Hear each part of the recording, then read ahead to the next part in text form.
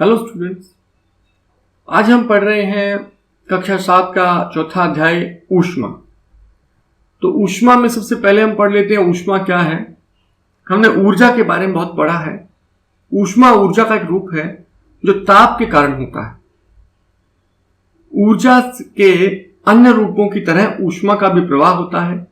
किसी पदार्थ के गर्म या ठंडे होने के कारण उसमें जो ऊर्जा होती है उसे उसकी ऊष्मीय ऊर्जा कहते हैं।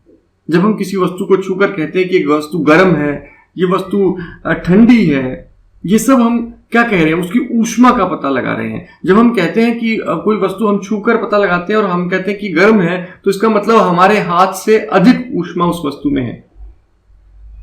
यह निश्चय करने के लिए कि कोई वस्तु गर्म है या ठंडी, हम अपनी स्पर्श इंद्रियों का विश्वास नहीं कर सकते। यह हमें कभी भी धोखा दे सकती है। जैसे कि किसी को बुखार है, यह हम उसकी बाजू पकड़कर देख सकते हैं। तो हम उसकी बाजू गर्म होगी तो हम कहेंगे बुखार है, लेकिन यदि डॉक्टर को स्वयं बुखार हो तो हमारी बाजू पकड़ने पर उसे हमारी बाजू ठंडी लगेगी, जबकि हो सकता है हमें भी बुखार हो लेकिन उससे कम हो। अगर उसे अधिक बुखार होगा तो उसे हमारी बाजू ठंडी लगेगी। तो इस तरह हम अपनी इंद्रियों पर, हम अपनी स्पर्श इंद्रियों पर विश्वास नहीं कर सकते कि वो ठीक से गर्म या ठंडी वस्तुओं को बता सके। आप किसी गर्म पानी में हाथ देकर और वहां से निकालकर फिर किसी कम गर्म पानी में हाथ डालिए तो आपको वो पानी ठंडा लगेगा, बावजूद कि वो गर्म तो है पर थोड़ा गर्म है, लेकिन आपको वो काफी ठंडा पानी लगेगा। ऐसा सर्दियों में भी होता है। खास आप बरसात के मौसम में यदि आप बरसात में से बहुत भीग कर ठंडे हो जाते हैं और फिर आप आकर नल के पानी से हाथ पैर धोते हैं तो आपको अपने नल का पानी बहुत गर्म लगता है, जबकि वो भी ठंडा होता है लेकिन आपको गर्म लगता है। तो हम अपनी इंद्रियों पर विश्वास नहीं कर सकते। किसी वस्तु की उष्णता, गर्मी की विश्वसनीय माप उसके ताप से की जाती है। ताप मापने के लिए उपयोग की जाने वाली युक्ति को तापमापी थर्मामीटर कहते हैं। तो हम ठीक किसी वस्तु की ऊष्मा का पता लगाने के लिए थर्मामीटर का उपयोग करते हैं। थर्मामीटर क्या है? यहां इस प्रश्न का उत्तर है ताप मापने के लिए उपयोग की जाने वाली युक्ति को तापमापी या थर्मामीटर कहते हैं। तो ये एक विश्वसनीय युक्ति है। यह हमें सही तापमान बताएगी, कम ज्यादा नहीं होगा, गड़बड़ नहीं होगी। हमारे पता करने में स्पर्श इंद्रियों से गड़बड़ हो सकती है। तो अब हम बात करते हैं डॉक्टरी थर्मामीटर की। आप जब डॉक्टर के पास जाते हैं तो डॉक्टर आपका तापमान एक तापमापी से मापता है, एक थर्मामीटर से मापता है, उसे हम डॉक्टरी थर्मामीटर कहते हैं। तो डॉक्टरी थर्मामीटर क्या है? जिस तापमान से हम अपने शरीर के ताप को मापते हैं उसे डॉक्टरी थर्मामीटर कहते हैं। यहां आप चित्र देख सकते हैं, डॉक्टरी थर्मामीटर का चित्र है। इसके आगे का हिस्सा देखिए आप, यहां बल्ब है, इसे बल्ब कहते हैं। इस बल्ब में पारा भरा रहता है, पारा धातु होती है इस बल्ब में, मरकरी भी कहते हैं पारे को अंग्रेजी में।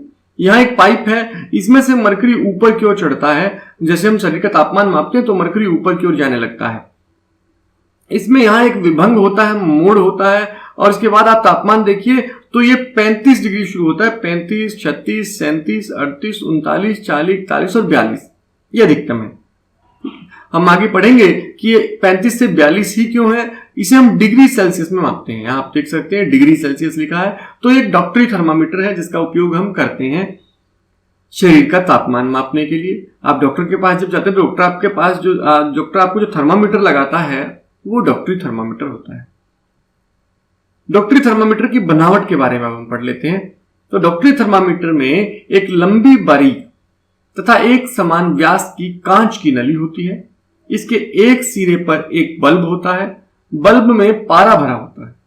तो यहां आप देखिए ये बल्ब है, इस बल्ब में पारा भरा है और थर्मामीटर कांच का बना होता है। बल्ब की बाहरी नली में पारे की एक पतली चमकीली धारी देखी जा सकती है। यहां पतली एक चमकीली धारी पतली सी दिखाई देती है बल्ब की नली में। थर्मामीटर पर आपको ताप मापने का एक मापक्रम स्केल भी दिखाई देता है। तो यहां आपको स्केल देखिए, स्केल एक लगा हुआ है। स्केल जिसे आप निशान आप कह सकते हैं, जिसमें माप सकते हैं हम। तो एक स्केल बना हुआ है। उपयोग किए जाने वाला यह मापक्रम डिग्री सेल्सियस स्केल है। तो यहां आप देख सकते हैं ये डिग्री सेल्सियस लिखा हुआ है। तो ये डिग्री सेल्सियस वाला स्केल है जिसे डिग्री सेल्सियस द्वारा दर्शाते हैं। डिग्री लगा के सी लिख देते हैं, द्वारा दर्शाते हैं। डॉक्टरी थर्मामीटर से हम 35 डिग्री से 42 डिग्री तापमान ही माप सकते हैं। तो मैंने अभी बताया था आपको कि ये 35 से 42 डिग्री तापमान तक माप सकता है। ऐसा क्यों है? डॉक्टरी थर्मामीटर का उपयोग कैसे करते हैं तो ये आप एक बार समझिए। प्रयोग करने से पहले थर्मामीटर को अच्छे प्रकार धो लेते हैं। धोने के बाद इसे किसी पूतरोधी यानी कि रोगाणुनाशक घोल का उपयोग करते हैं। अब इसे अपने हाथ से कसकर पकड़िए और कुछ झटके दीजिए। झटके क्यों देते हैं? झटके देने से पारे का तल नीचे आ जाएगा। तो नली में पारा यदि ऊपर है तो झटके देने से वो नीचे गिर जाएगा। सुनिश्चित कीजिए कि यह 35 डिग्री सेल्सियस से नीचे आ गया है। तो आपको तब तक झटकना है जब तक ये 35 डिग्री सेल्सियस से नीचे ना आ जाए। अब थर्मामीटर के बल्ब को अपनी जीभ के नीचे रखिए। 1 मिनट के पश्चात आप थर्मामीटर को बाहर निकालिए और उसका पाठ्यांक नोट कीजिए। यह आपके शरीर का ताप है। ताप को सदैव इसके मात्रक यानी कि डिग्री सेल्सियस में व्यक्त करना चाहिए। मानव शरीर का सामान्य तापमान 37 डिग्री सेल्सियस है। यदि है इससे अधिक पाते हैं आप तो इसका अर्थ यह है कि आपको बुखार हो सकता है।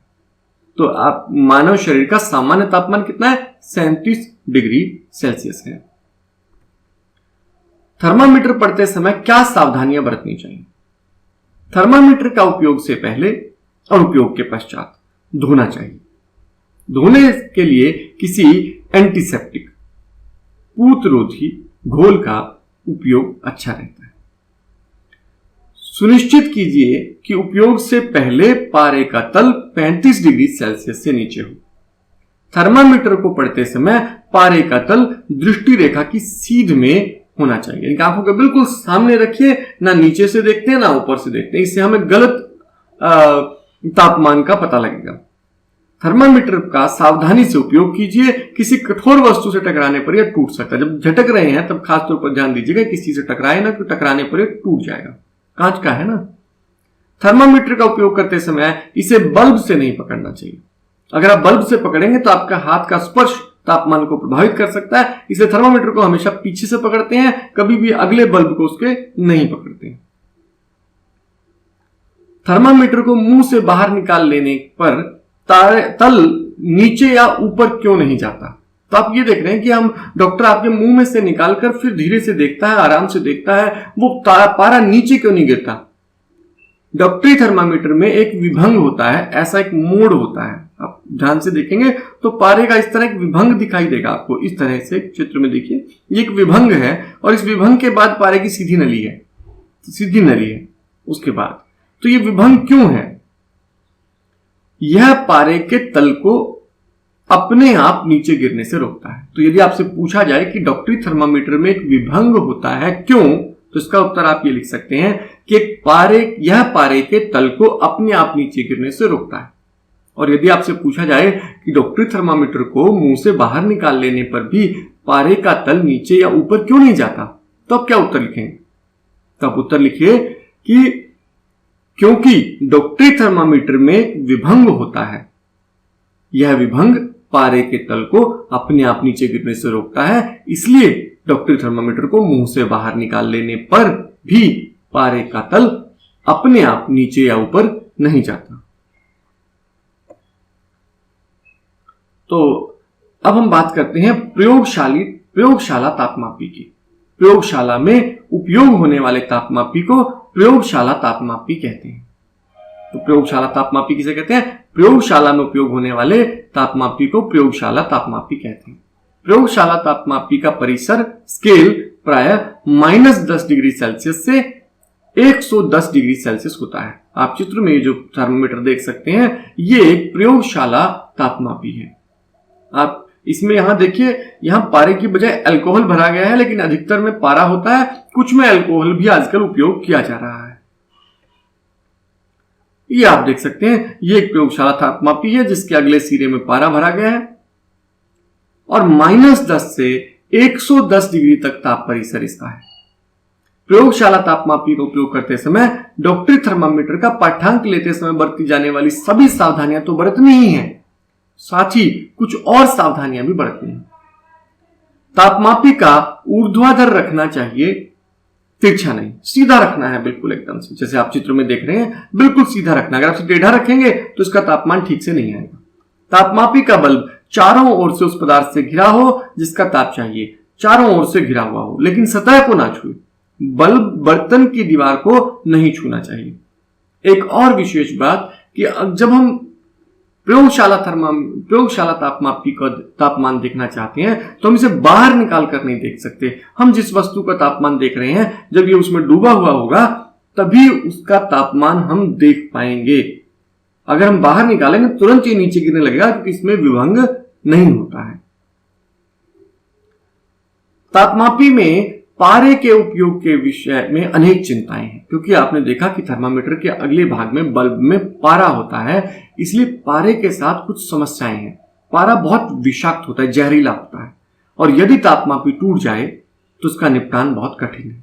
ऐसा भी हो सकता है कि छोटे बच्चे इसके लिए दांत मार दें या मुंह में जब डालने हैं उनके, तो बड़ा खतरनाक रहता है, क्योंकि पारा टूट सकता है, उनके अंदर जा सकता है। इसलिए छोटे बच्चों के मुंह में भी थर्मामीटर नहीं लगाते हैं, उनकी बाजू में लगाते हैं। तो यहां ये कुछ समस्याएं हैं जो थर्मामीटर को लेकर हैं, पारे वाले थर्मामीटर को लेकर है। इसलिए आजकल अंकीय तापमापी यानी कि डिजिटल थर्मामीटर का उपयोग करते हैं, जिनमें पारे का उपयोग नहीं होता। तो ये जो आप बल्ब देख रहे हैं, ये धातु का बना हुआ बल्ब है और ये डिजिटल थर्मामीटर है, सेल से चलता है। इसका बटन दबाकर आपको डॉक्टर आजकल प्रयोग करते हुए देखे होंगे। अब हमने यहाँ एक बात रह गई है कि जो हमारा डॉक्टरी थर्मामीटर है उसका स्केल जो है वो 35 से 42 ही क्यों है? तो 35 से 42 इसलिए है कि हमारे शरीर का तापमान, मनुष्य के शरीर का तापमान सामान्यतः 35 से कम और 42 से अधिक नहीं होता, इसलिए उसे अधिक बड़ा बनाने की आवश्यकता नहीं थी, इसलिए उसे 35 से 42 ही रखा गया है। तो ये था आज का वीडियो। इस लेसन की अगली वीडियो जल्द ही आपके सामने होगी। तब तक के लिए आप इसको बहुत अच्छे से अभ्यास कर लें।